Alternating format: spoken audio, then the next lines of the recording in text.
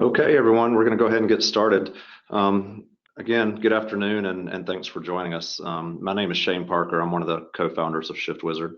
We're super excited to have Dr. Jennifer Mensik here today to discuss the challenges of retaining and recruiting not only millennial nurses, but also Gen Z nurses who will be joining the workforce in the not so distant future.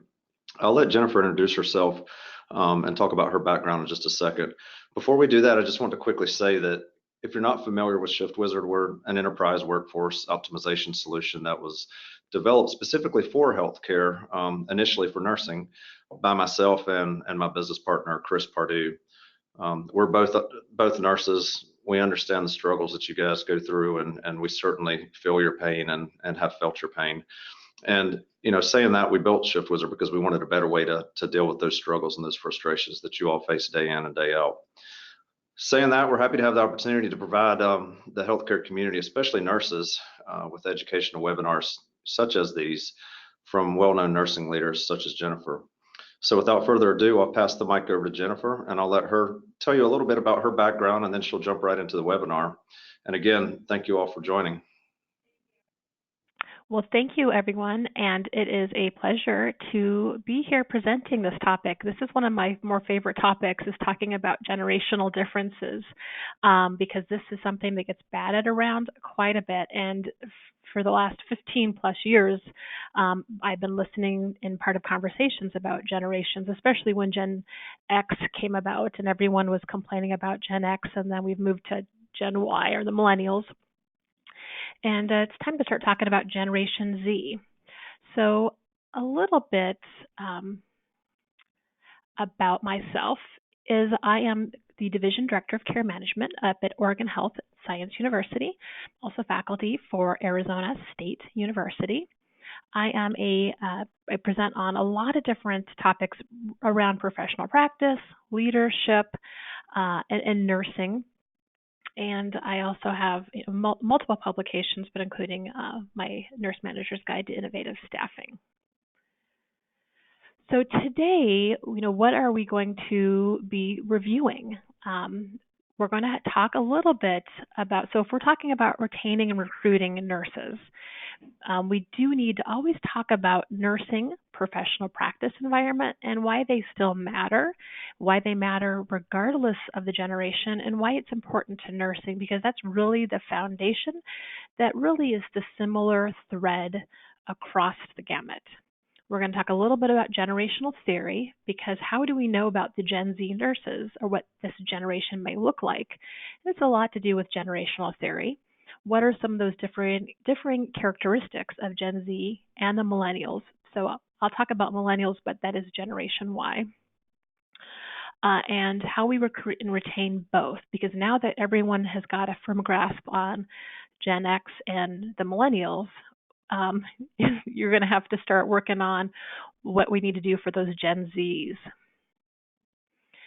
It's always important for me in all of my roles is to really set the stage about what nursing is. And particularly when we want to retain and recruit nurses, it really is, whether it's Gen Z, X, Y, the baby boomers are silent, are the oldest of the nurses in our workforce. We all went into nursing for the most part.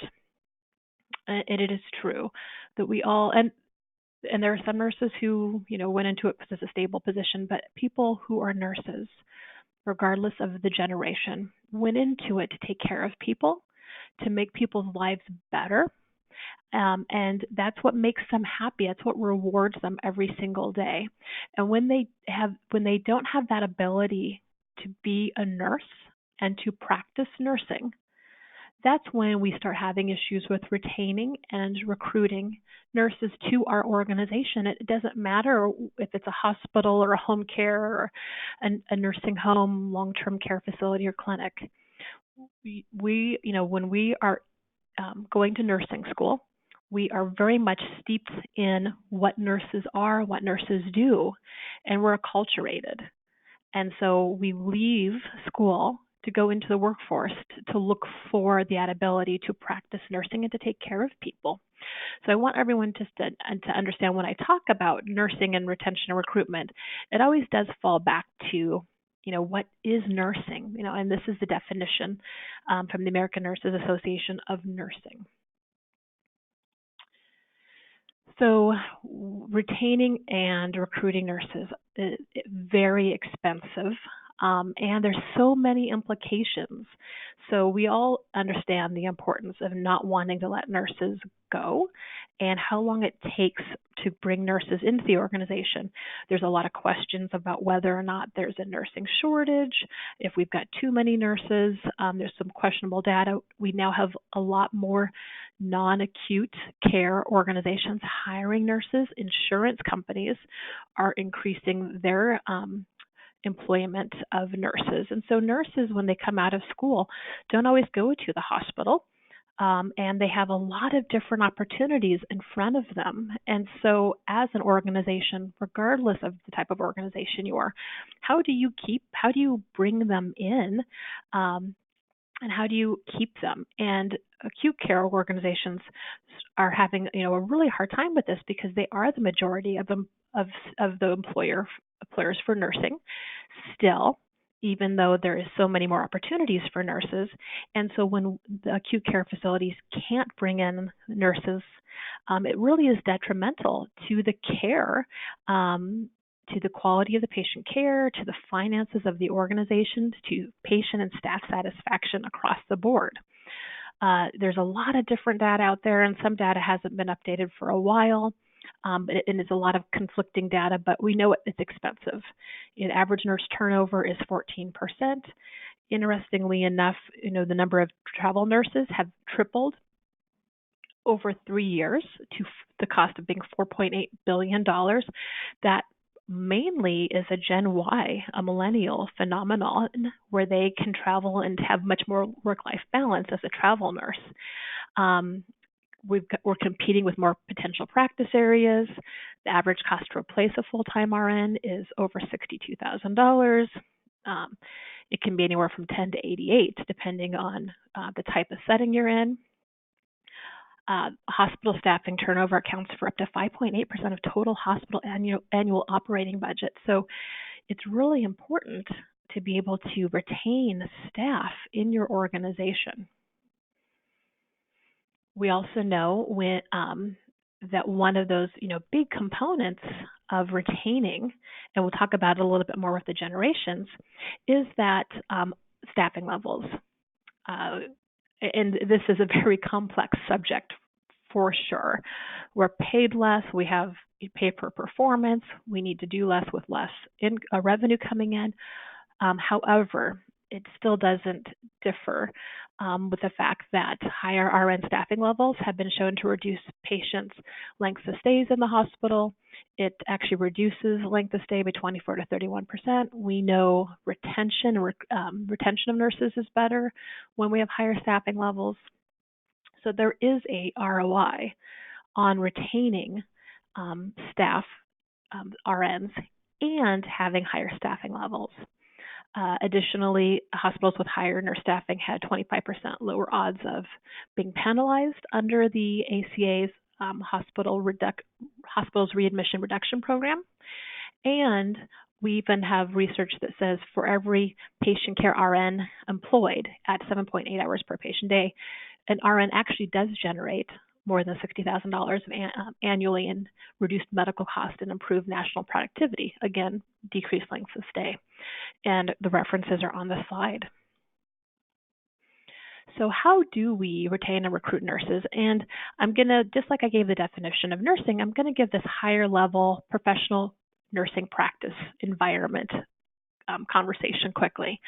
Because as I start talking about the differences in generations, I want you to think through, being that all nurses are nurses because they want to take care of patients and improve the life and the health of people.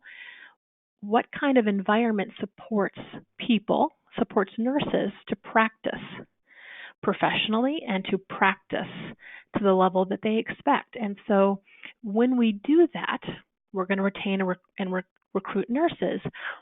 But how the nurses might interact, whether it be a millennial or a Gen Z now, how they interact in that professional nursing environment will differ a little bit, and we'll talk about those differences. So it's not that the professional nursing environment's different for the millennials or for Gen Z or Gen X or baby boomers. It's all pretty much the same, but how that nurse from that generation might prefer to interact with that environment is going to be a little bit different. So a professional nursing practice environment is a system that supports registered nurse control over the delivery of nursing care and the environment in which care is delivered. We know the importance of professional nursing practice environment, and some of the earliest research is noted here, and it's the same as it is today. When we don't have environments that exhibit those characteristics, we know we have a difficult time in recruiting and retaining nurses. It impedes the ability to provide quality care, and it's the main reason cited for contemplating leaving direct patient care. Characteristics, there's a lot of characteristics. We could talk about magnet characteristics and pathway characteristics and some of the forces, but if we look at some of just a few principles, a few characteristics, we're going to look at autonomy, we're going to look at control over practice, collaborative nurse-physician relationships, and that organizational support.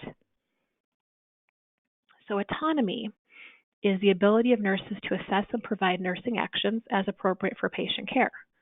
Do they like to do this in a group setting? Do they like to do this individually? Do they like to be able to participate virtually or in person to be able to make these decisions in a shared governance perspective? So, how do we allow nurses to be autonomous in their practice, regardless of their setting? Having a voice in unit and institutional policies for patient care is their control over practice. Again, so when we're talking about the different generations, how might we, as managers, as leaders, as individuals who are on shared governance committees, recognize the differences in the generations? Because it's not, again, about one preferring control over practice and one not. They all do. Everyone does. It's just how they might want to have, how that voice is heard.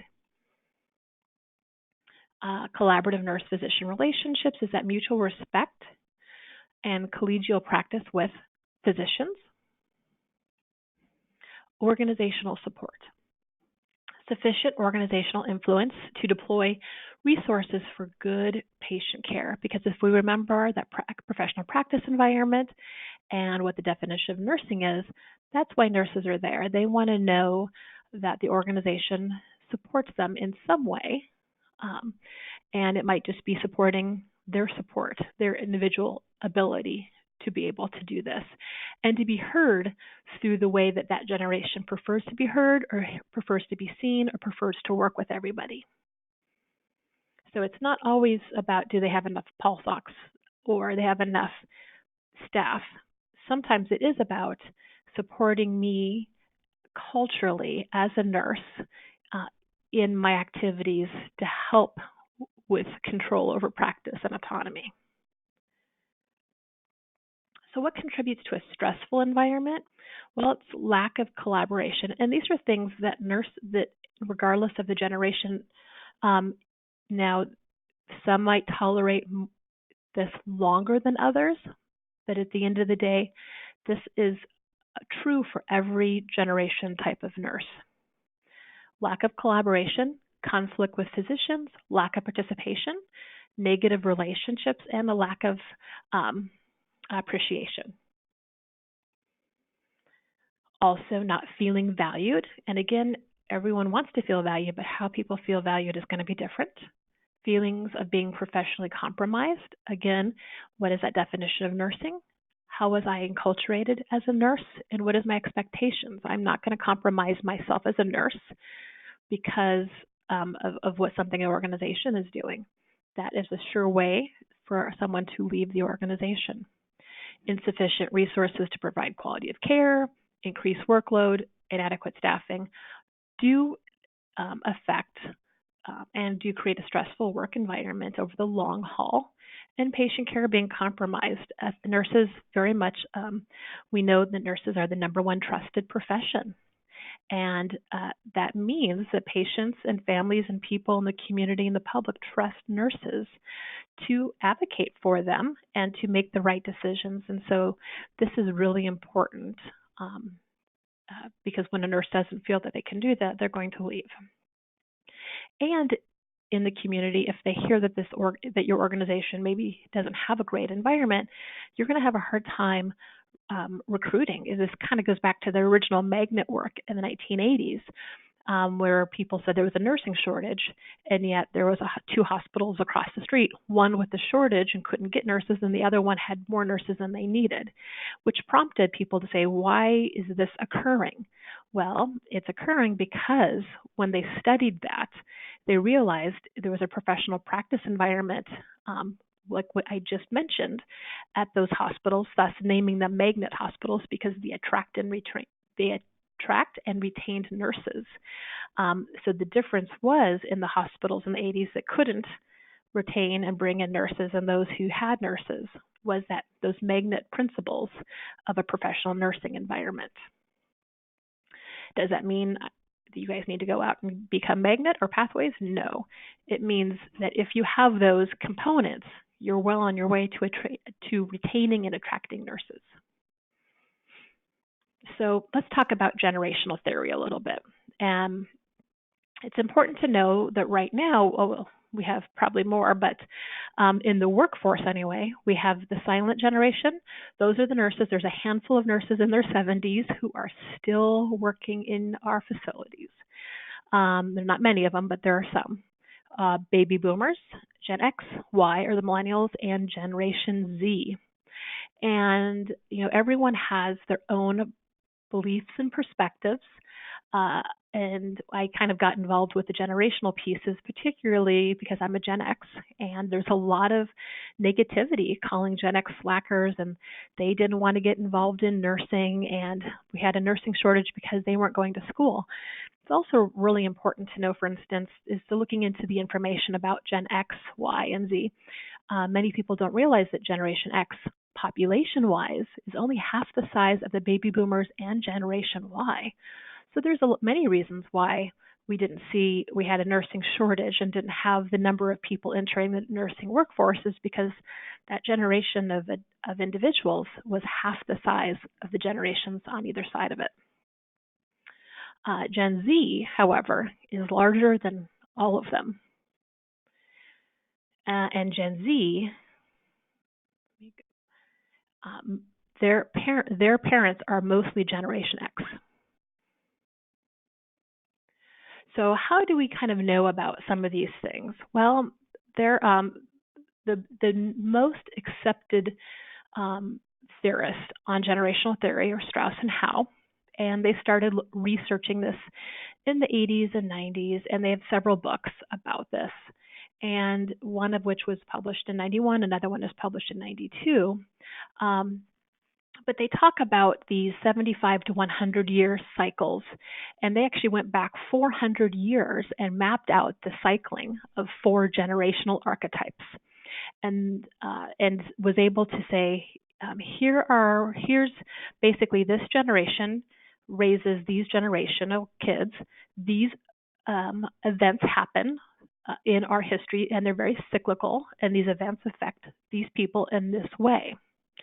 And so this, when you go back and study it, you can see not every generation is exactly the same, but the same influences on how we each were raised ourselves and then how raise our own children repeat throughout history. So we have 4 archetypes. We've got what they call prophet, nomad, hero, and artist. It's interesting because the artist, which is the silent generation, this is 70-year-old nurses, are the same generational type as Gen Z. So what we know of that generation, we can start to apply some of that, in addition to the research we do know about Gen Z, to understanding how they're going to behave in our work environment, in our workforce. Now, these guys are, they're in college, so there's always some cusp crossover, but these Gen Zs are entering college, they're in nursing school, the very oldest of them. And so as we're talking about, well, we finally figured out the Millennials and Gen Y and Gen Z, and here's how we're going to do social media blitzes, and here's how we're going to advertise. Gen Z is different. And so what you guys have decided and planned and how you've figured out millennials, now you're going to have to recognize we're going to have to start looking. It's not going to work always the same, and that we're going to have to start figuring out something different for Gen Z and be ahead of that curve on Generation Z. So talking a little bit more, I'm going to really just speak of the two generational archetypes that I'm talking about in the presentation. And that is hero, which is Gen Y or the millennials. And that's the other one is the artist, which is Generation Z. A little bit historical wise about them is the hero, the millennials. They grew up as increasingly protected children. And artists grew up as overprotected by adults as well. But they had different things that occurred to them. So artists, or the Gen Z, were raised by Generation X, and Generation X were called the latchkey kids because they went home by themselves. They had a higher divorce rate, a lot of mothers starting to be in the workforce, single moms. So they were very much individual, independent, and by themselves. And so they didn't necessarily want that of their children, so they've raised their children, which are Gen Z, very differently. They've come of age as socialized and conformist, process-oriented in midlife, as Gen Y or millennials emerge as overly confident in midlife, recognizing that the millennials, Gen Y, they're the oldest of that group is 35, 36, 37 already. So the oldest of Gen X is in their mid-50s, 56. So we've been talking about this so long, everyone's been aging, including ourselves on us. I also wanted to note in here, I've done some research too on age entry for RNs. And many individuals will say, well, everyone's not entering nursing like the other generations. And so one of the studies I did too was to look at the age of entry for the different generations. So silent generation entered nursing pretty early, and there was a lot of reasons for that. Less choice if a woman wanted a career. Baby boomers, Gen X, you can see, did enter later, but they've entered to the same percentage. Even though that generation is smaller, they have entered to the same degree as everyone else. They just entered later. And then Gen Y, the millennials, have entered earlier than the prior two generations, Gen Y being right now the largest group of nurses. And then, of course, we'll see on average the entry age on average of Gen Z. So what do we know about the current silent generation? So these are the oldest of our nurses in the workforce, 70 plus. What do we know about this generation that we can start to understand how Gen Z will come into our workforce? So this is the GI generation. They were born in the mid-20s to 40s. They focus on their careers. They had many political and civil rights leaders, and they're very activist focused. And we can see that in the Parkland students from Florida after the shooting. And some of the work that they're starting to do nationally is very, very much the same as many other people in this cohort who are getting out to make changes. They're smaller in number because of the financial insecurities. They were born during the Great Depression and World War II. They had some higher employment rates. The current silent generation also were hardworking. They brought that strong work ethics into their factories as people shifted away from farms and into as we really moved into industry. And there are reasons, back to generational theory, why they have this work ethic is different. And I don't want to say it's any stronger than any of the other generations, but we typically historically think about them as having a very strong work ethic. They grew up in lean times because of the Great Depression. They considered work a privilege. They believed that you earned your own way through hard work and long hours. They believe promotions were a result of tenure and productivity, which you'll note is very different than the millennials, right? The millennials have showed up for work for 1 or 2 years and want to be in leadership positions. So the way millennials think about moving up and into leadership is very different than the silent generation, but it's very different than Gen Z too. So between millennials and Gen Z, you're going to see a difference in how those two show up and what they believe about tenure and promotions. The current silent generation is very civic-minded, loyal to employers, which is important because when we're talking about retaining and recruitment, there are some of the differences between like the baby boomers and Gen X. Baby boomers were very much likely to stay with an organization because they had that organizational commitment, very much like the silent generation. Gen X and Gen Y were much more committed to the manager and less committed to the organization. So you're going to start seeing a change again in where the loyalty is in those employees. They're less likely to change jobs. They are raised in a paternalistic society, and they're very they have a lot of values around security, safety, and consistency. So the new silent generation, these are the new Gen Z. They were mostly born kind of after, like they were born really in a different world than all of us have experienced. They were born after 9/11, where we live in a world of terrorist threats and security that none of us had ever had to live through. They were the first cohort to have internet.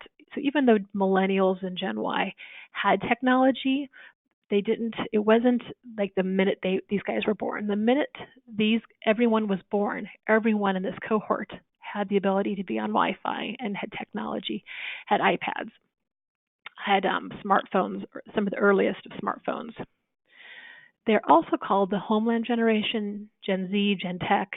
MTV labeled them as the founders because research shows, very much like the silent generation with JFK and Martin Luther King, they're aware that the system is broken and they can't break it anymore, that they really need to help solve and resolve the issues of our system, and they can't just kind of let it slide.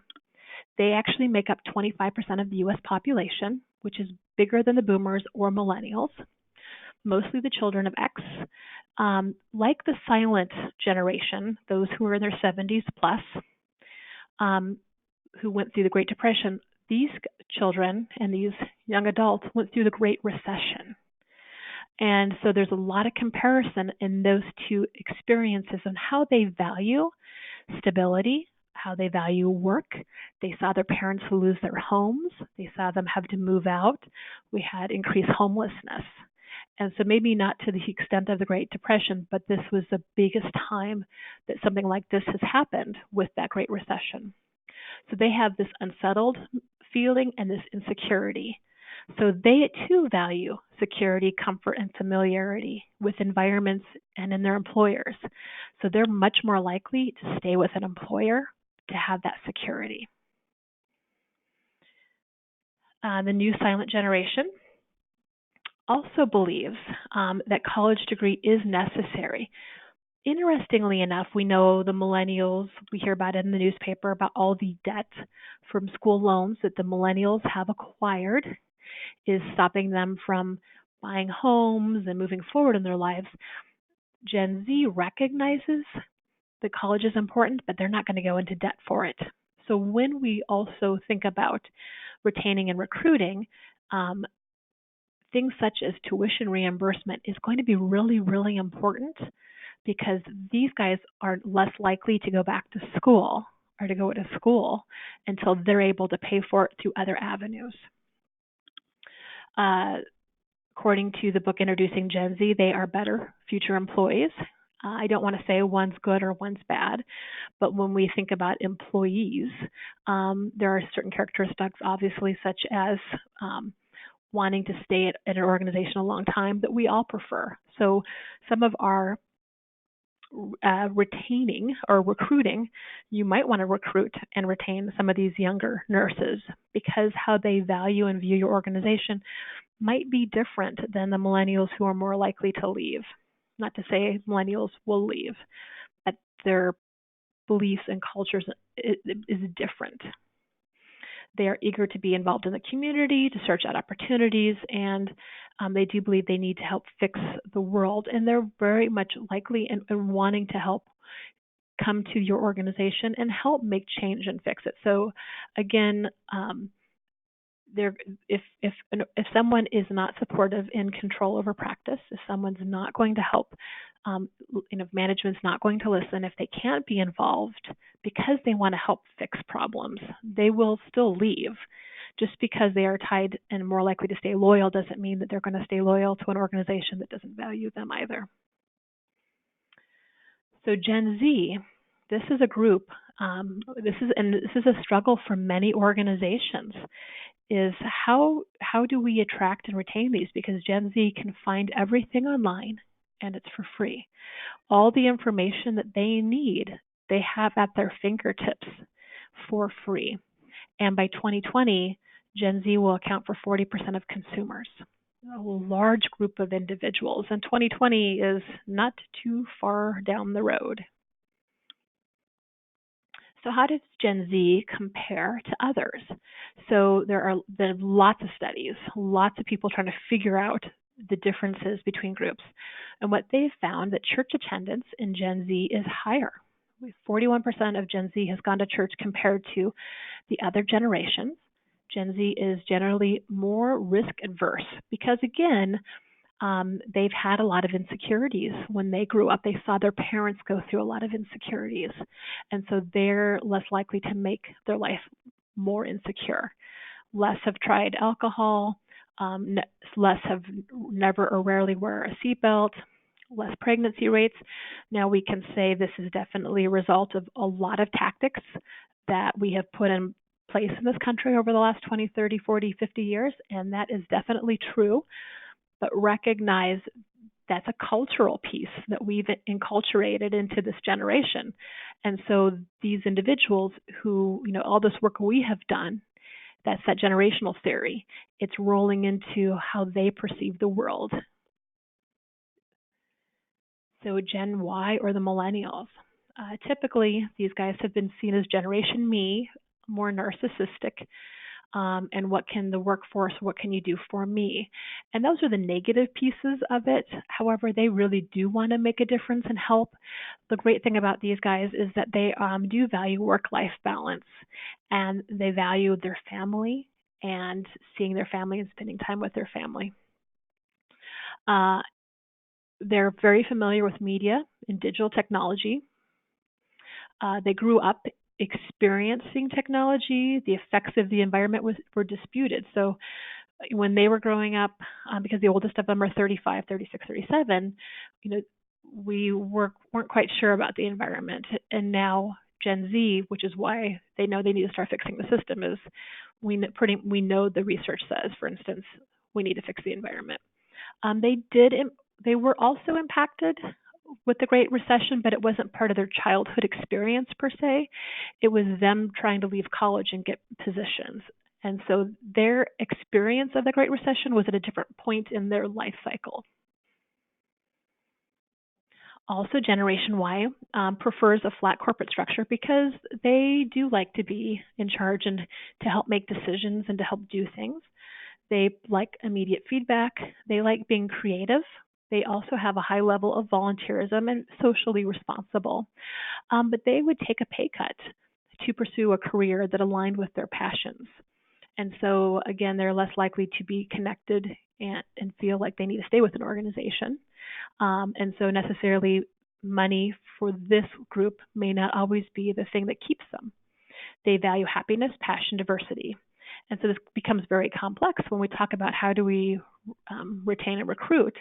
And again, it's how do we help create, kind of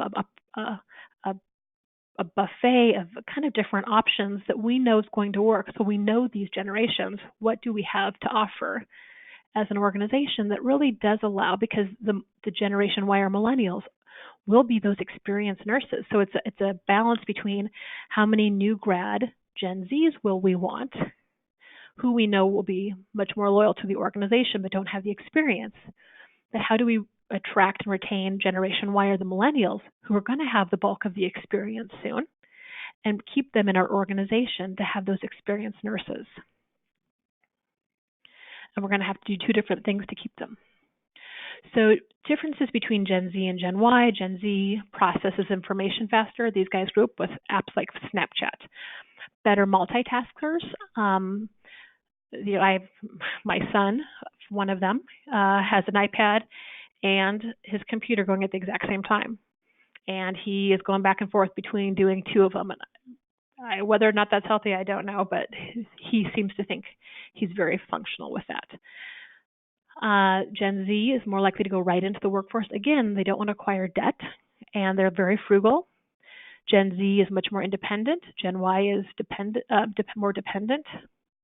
Gen Z takes in information pretty quickly, and they're online mobilely at higher rates, but Gen Y is online more via computers and tablets at a higher rate. So their preference for technology is a little bit different.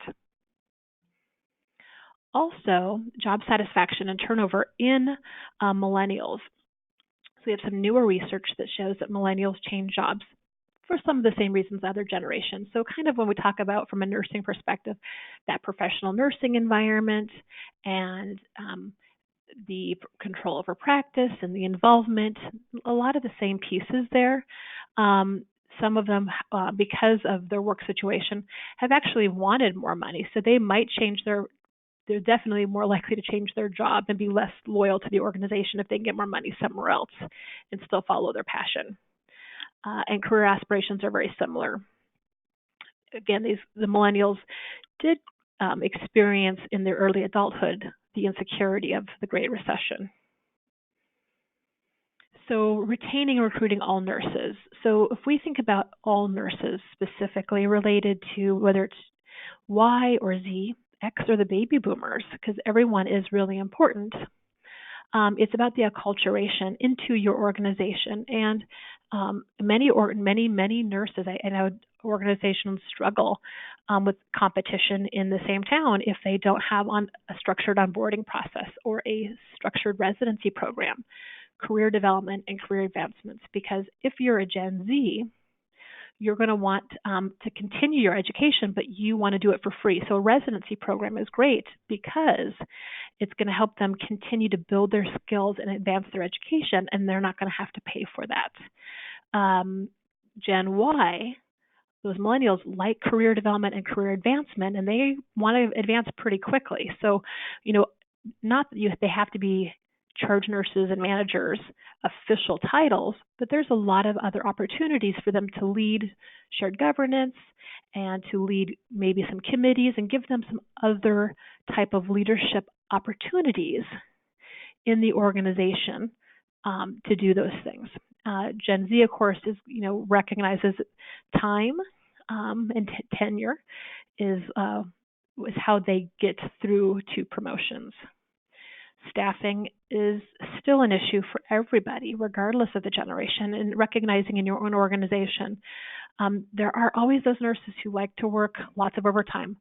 But in another study that was just completed that's not out yet, it was, the ability to work overtime was last on the list for nurses, for all nurses, is a benefit to them. So they really do want to work 40 hours or they want to work less. A lot of these are, mothers who are working, who want to be able to, and fathers who want to spend time working, but also have that time with their children. Workload, staffing mix, safety, missed care. Nothing's worse than having decreased staffing levels and trying to retain nurses when a nurse feels like they, at the end of the day, have left the organization and recognized they don't remember all the good things that they did. They remember everything they didn't get done. And so miscare is a nationwide problem for quality, but it's also has a very personal effect on individual nurses. It impacts that professional nursing environment. And then recognizing and sharing and looking at shared governance. It's, the staff quality of life initiatives. So what are we doing for the millennials to help them make sure they have good work-life balance? And what are we doing for Gen Z and the baby boomers who, the baby boomers, this isn't about them, but as they want to stay in the work environment and they're nearing retirement age, there's some great length of experience in that group of individuals. So how do we have different shift lengths? Because many of them, I know personally as an Xer, I could not imagine working 12-hour shifts. So different groups of nurses want to work different lengths of shifts. And if we want to retain experience and also retain staff, we're going to have to be creative in how we're staffing and our shift lengths. So that people can balance each of their own quality of life, whether it's because they have kid soccer events or because they're entering retirement and want to back off. Everyone's got their own work-life balance, and then the teamwork pieces. So a little bit more about Gen Z, and this is kind of really eye-opening. So we know they're career-focused, they're realistic, they're pragmatic, they're working towards their dream job. They know this is going to take time and work, and it's no easy, quick path to being, their dream job. They do believe it should be what they love to do, and because this is a socially conscious group, they want to make sure that they've got their employers also in line with them on this. When it comes to recruiting, this is the fascinating piece that differs so much from Generation Y, specifically that they trust online written reviews and consumer written reviews, professional and consumer, very highly. So if you're an organization that says, we're going to start doing a text message and email campaign to our Gen Y, who are all online, and do social media blitzes, like on Facebook, to get in those new nurses, it's not going to work for Gen Z. Gen Z doesn't trust them. And so you're going to have a different marketing campaign to recruit Gen Z nurses based on their whole life experience. They have their own life experience of technology, and we're going to have to change what we're doing. They purposely do what they can to avoid ads. And so if you've got these little banner ads running across social media, they're not going to pay attention to them. So it's going to make recruiting a lot differently, a lot different for you with this population.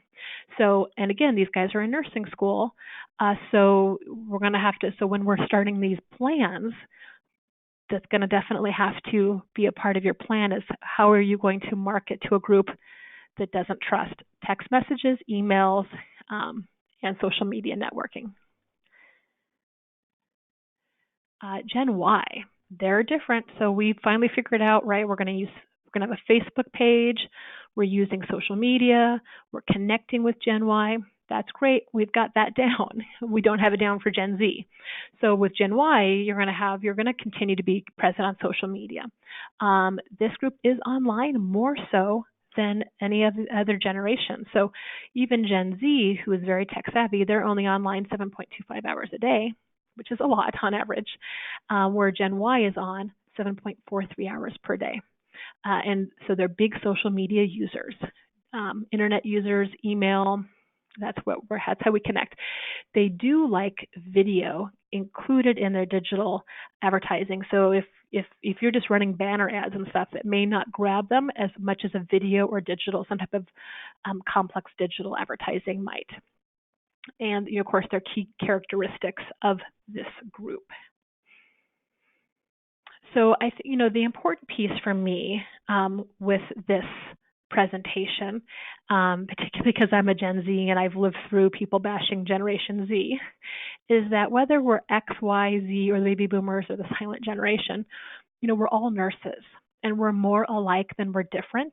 But what's going to happen is you're just going to need to tweak retaining and recruiting differently for each of us, which makes it complex for us, I know, but recognizing that we all believe in the same definition of nursing. We all believe the same characteristics of a professional practice environment. How we might get involved, for instance, like Gen Y likes teamwork, but they also like to do it all virtually. They prefer to do things by phone or by the computer. Where Gen Z, because they grew up in so much more technology, they like being involved in shared governance, but they like more person-to-person, face-to-face interaction. So we all still like and value the same pieces, but how we might do this is going to be different. It adds complexity for managers and leaders, but it also provides that satisfaction, which is going to keep your nurses with your organization and bring more nurses in. So with that, I'll open it to any questions. Thanks, Jennifer. That was great. This is Shane again. I know we're up a little bit up against the clock here a little bit. Everyone is welcome to obviously to stay and listen to the questions and the answers. We've probably got about 5 minutes worth of questions if everybody wants to hang on. If not, if you have to go, we really appreciate you joining the webinar. So first question, or one just popped up real quick too. Can we have a copy of this presentation? Yes, we will get you a copy of the presentation. It will be sent out to you via email. And then another question, are you seeing any unique programs to help with retaining nurses, more specifically around incentives such as points and rewards? Like points and rewards. I know that we've spoken to, we've spoken to some hospitals that will use kind of a point-based system. We've heard this in the industry as well.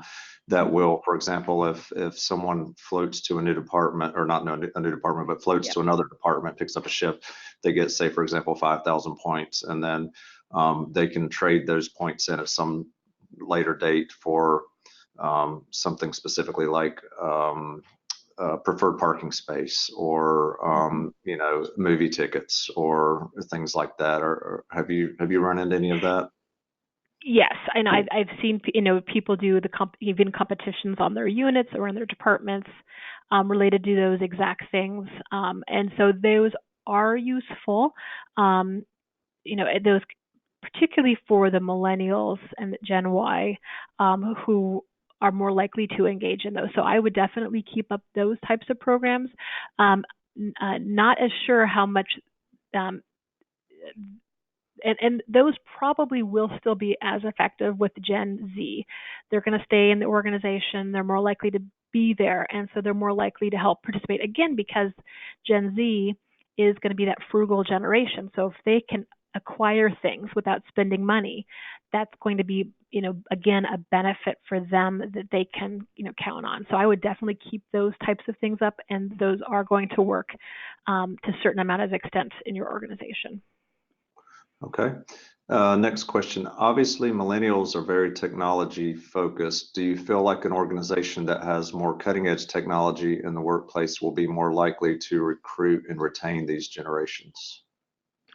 Absolutely. Because like Gen Z, they grew up with everything being at their fingertips and for free. It is an expectation that they will continue to get all the information they have for free at their fingertips and be able to multitask and have those apps and have things. They're less likely to use Facebook because that's considered even now an older technology. But those on the cutting edge, you're going to be able to bring in those Gen Z because that's just, they grew up that way and they're going to expect that to occur. So definitely that's going to be, that's just part of who Gen Z was from who they were when they grew up. So definitely that's going to help attract and retain that new giant group of nurses coming in. Okay. Next one. There's been a lot of publicity regarding 12-hour shifts versus 8-hour shifts. Excluding potential safety concerns, do you have any insight about the preference of 12 versus 8-hour shifts with the millennials? I know you hit on that a little bit on one of your slides. So, what I know from some of the studies is that people who have done studies on 8-hour shifts versus 12-hour shifts with millennial nurses, and it's hard to only have millennial nurses in those studies because there's also some baby boomers, X's and Y's. What they find is the reason why they like the 12-hour shifts is because they have 4 other days off, but they can't do anything on those 3 days that they're working. And 5 8-hour days, they felt as if they were working all week and that they really never had time away from the hospital. So what a couple studies have found is the happy medium has been 4 9-hour shifts, where they still have 3 days off and they can get away, but they're also not working those.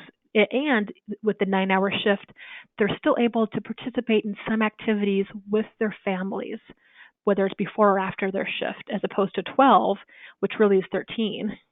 So at least the shorter shift allowed them to participate in home activities daily while still giving them 3 days away from work.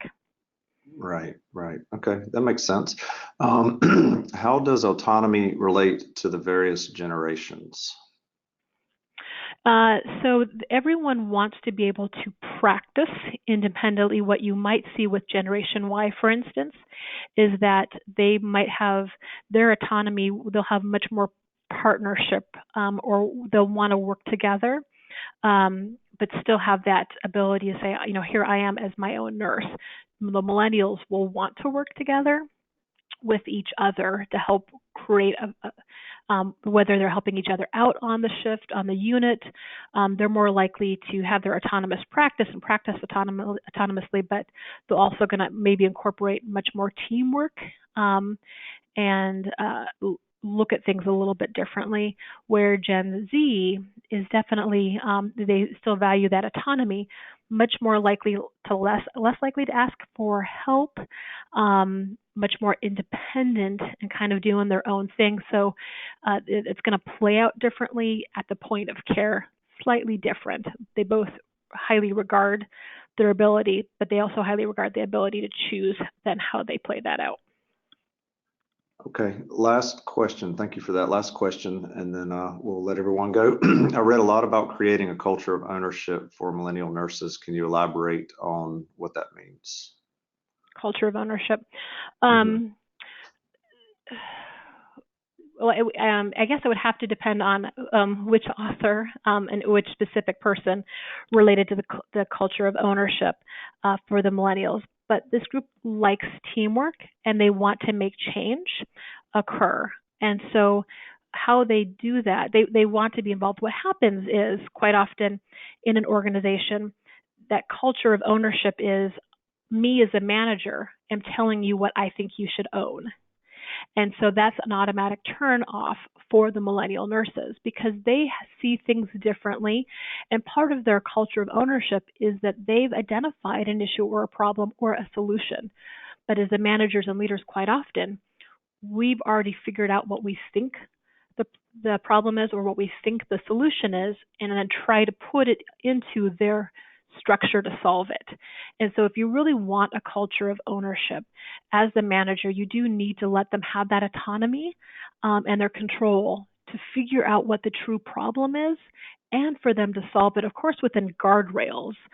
They can't spend a whole bunch of money and they can't necessarily hire new people. But and so as a manager, it's saying, here's the rules you need to play in. Go help figure this out. They will own it, but you can't give them pseudo ownership unless you give that completely away to them. So shared governance is very important. Exactly. Shared governance and letting them own it, as opposed to I'm afraid to give them full control, which typically is what really happens. Yeah. Okay, well, great. This was awesome. We really appreciate you doing this webinar for us, Jennifer. And if you guys have any other questions, feel free to reach out to us. I'm sorry, I was just reading another question came up real quick. Any comments on group interviewing for nurses Gen Y? Oh, could you repeat that again? Sorry, something broke up. Any comments on group interviewing for nurses Gen Y? I think I think the most interesting piece, even much more important than the generational difference of Y and Z and X, is recognizing that you have nurses who are introverts and extroverts in all of these generations. And if I'm an introverted nurse, a group interview can be very intimidating. I could be the best nurse, but at group interview might be too much, particularly if I don't know the individuals, whereas an extroverted nurse would love group interviews. So I think one is really thinking through, recognizing that people, your nurses, whether regardless of generation, are going to respond different, whether they've got an extroverted or introverted perspective. Gen Y, those millennials, might do really well with group interview. Everyone can do great with group interviewing, but millennials might do better utilizing technology. They're going to want to be involved, but how do we also involve them doing video cams and video, using technology like Zoom or some of the other places where they can log in and do video interviewing and use technology because maybe they're off or somewhere else. But again, group interviewing will be probably better in person for more Gen Z, who like that face-to-face perspective. So a little bit different for each one, but also consider the introvert-extrovert nature of people. Okay, awesome, thank you. So we're gonna wrap it up now. And another person just asked about having the PowerPoint possible. We are gonna share the video. We'll send you guys a link to that. And we appreciate everyone joining. And again, thank you so much, Jennifer. And if you guys have any questions, feel free to reach out to us, and we can reach out to Jennifer, or you can reach out to Jennifer herself and ask her as well. But thank you again, everyone. We appreciate your time today, and have a great rest of your day. Great. Thank you so much. Thank you, everyone.